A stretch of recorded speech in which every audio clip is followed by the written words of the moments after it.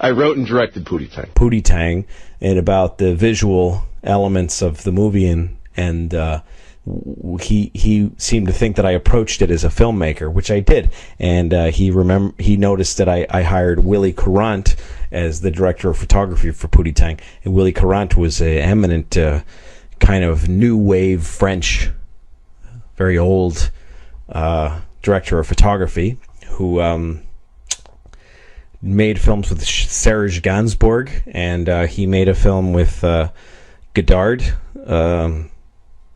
Masculine Feminine, and worked with a lot of other great filmmakers. And he was an amazing guy to work with. And yeah, no, I took Pootie Tang very seriously as a film. I wanted to be a film director and direct a real movie about a guy who talks in a undiscernible language. It wasn't, and actually I probably wish it was more of a tough sell, but yeah, it was supposed to be just a weird, quirky movie made for a small amount of money, but then people got excited that it might be a franchisable character, so they put a lot more expectation. Yeah, I think that's. I mean, when we were shooting the movie was a great time. But then they started coming and visiting and saying how great they thought it was, and that was really scary. So later down the line, when we were editing, they had a lot of high number expectations of it that it never could have achieved. But their process of trying to get it there was very painful to the film and me. But but overall, it was a good thing to happen. They took me off well, I had already shot it, and it was during the editing process. They hated my cut. They fired my editor, got another guy, and let me do one more cut. I made that movie exactly the way I wanted to. And in cutting it, I found out, first of all, that I had made a flawed movie. Like, it wasn't good. Yeah. I didn't make a beautiful movie that Paramount destroyed. I made a flawed movie that didn't really hang together as a feature.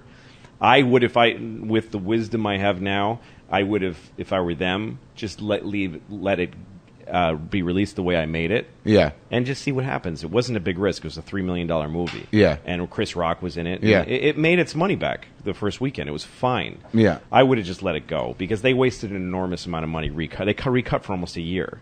And they just poured money into it trying to make it better, and it never was going to be any better. It just got worse. Yeah, Pootie Tang was the character we did on the Chris Rock show. Well, Chris asked me, do you think there's a movie in that guy? And I said, that's a little nutty, but I'll try it. I wanted to make movies, very badly. I remember that point. Right. It was a great moment in my life. I got brought, they summoned you. I got flown out to L.A. First class. I have no idea. Well, I smelled something, but they took me to Paramount, those gates. It's like you feel like that you're going to the White House, and I went to John Goldwyn's office. He was Samuel Goldwyn's grandson. Sure. I was in this big office, and I used to drive by the Paramount lot thinking, I wonder if I could ever get in that gate. And here I'm in John Goldwyn's office, Samuel Goldwyn's grandson, going, this movie is horrible and unreleasable, screaming at me. And I should have been thinking, oh, this is the death of my career. But I was just thinking, wow, gee whiz. This is Hollywood, This guy is, powerful, and he hates me, and, wow. And, and so I'm in his office. I'm in the most important office at Paramount. He was running the studio at the time, and I remember I walked in, and he's shaking a little. He was so mad. And he just unloads. Everybody was there that was involved in the movie. He just unloaded on me and said, this movie is unreleasable. You have wasted my money. This is irresponsible. I have a problem with everyone here. And then this guy who was the president of MTV Films, they said, well, John, I don't think you really got the film. How dare you say that to me? He started screaming at company presidents because of my movie. His voice was shaking. I guess, well, you never made a movie he hated that deeply. But the thing was that ran down like details.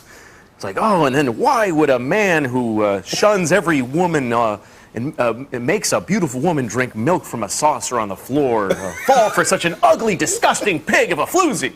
And he was really angry that Pootie fell for the woman that he did. And I said, wow, you really paid attention. You really got into that. He wasn't going like, what do we waste our money on? He didn't make calls during the movie. He watched and he said, no, that's wrong. And so I was very proud of that. And Pootie Tang would never do that.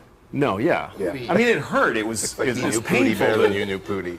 To go through that and they get kicked out of the editing room and just you feel shudders in your body. Wow, these guys don't mess around, but it's The kind of hate like, is real. yeah, but it would be like if Mike Tyson like kicked your ass. Part of you would be going, oh, cool, it's Mike Tyson. This is what it's like to get my ass kicked by Mike Tyson. I'll never forget that moment because I feel all I wanted to do was make movies at the time, and that was being destroyed by Samuel Goldwyn's grandson. And I'm sitting there, but a part of me was outside of my body going, you are in the Paramount big office being yelled at by, how fucking cool is this?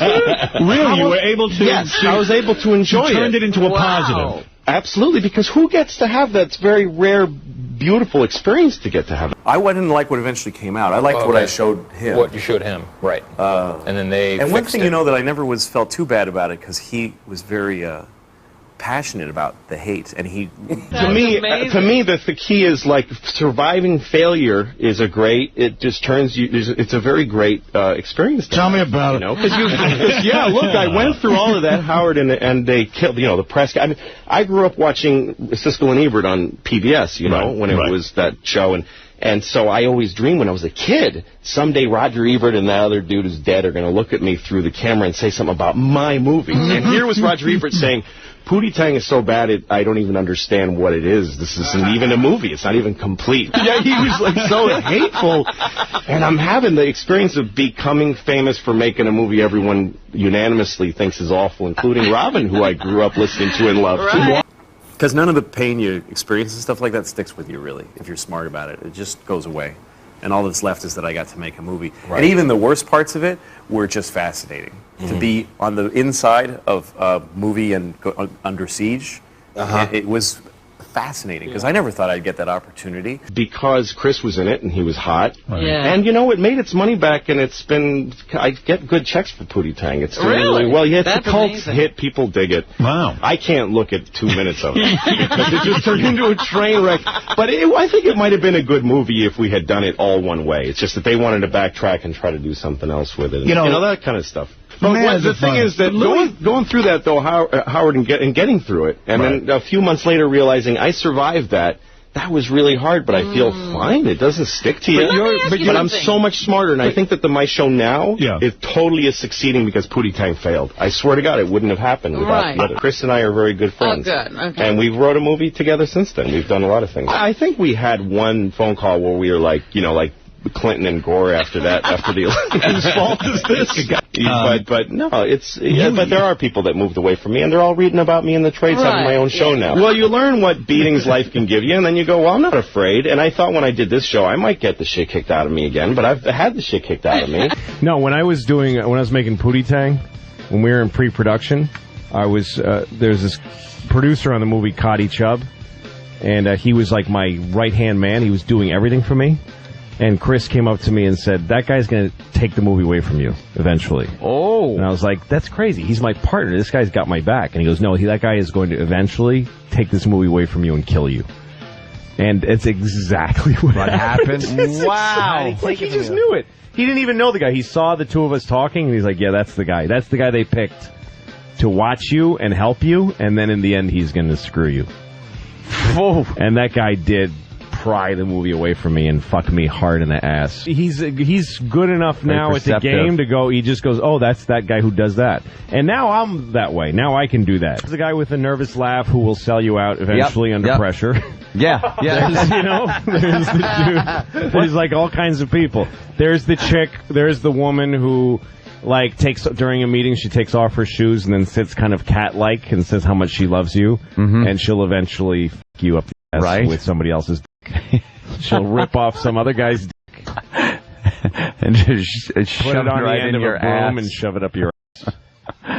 But you learn the players, because the thing they're not good at is changing shape or tactics. They're not shape changers. No, they're not. They're just they're obvious. Vicious, but they're not. You can walk around them once you learn the greatest. terrain. I wish I could find the tape from when I did Pootie Tang. There's a part in the movie where he makes a hit record, but it's silence. Mm-hmm. There's no sound to it. So there's a montage of all these people reacting to it. And it was in the script. It just said a young Asian boy is listening to the Nothing, and his father runs in the room and says, "Turn that noise down." Like any father would. Yeah. And I just wrote Asian just because that's what I saw. I didn't want, but every auditioner, every single one, the audition goes the same as what? Oh, and then really? You hear me or the person auditioning going, it's not supposed to be a stereotype Asian. And then the actor goes, oh, I'm sorry. And then he just does it as the good American that he is. Because none of them were...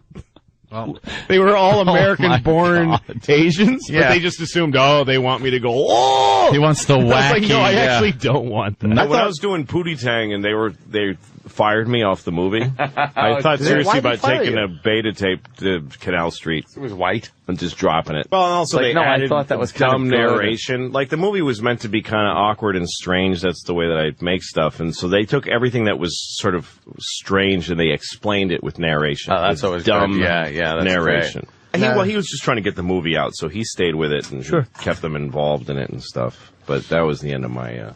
you can't... that's the way it goes. You sign a thing that says you sign it there. You work at their pleasure, you know. Right. You can't complain. Wow. I mean, nobody can be surprised.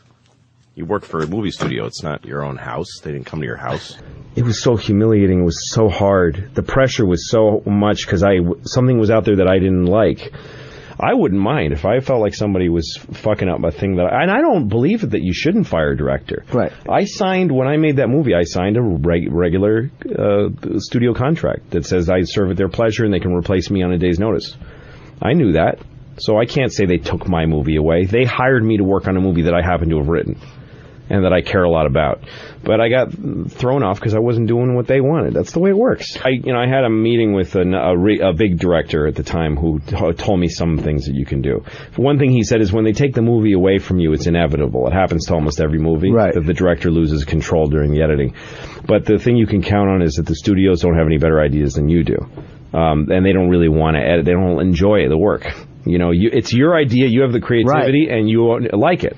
They don't like it, and they don't know how to do it. So they'll, just to be protective and, territorial, they'll take it away from you. Let them take it. Don't fight it.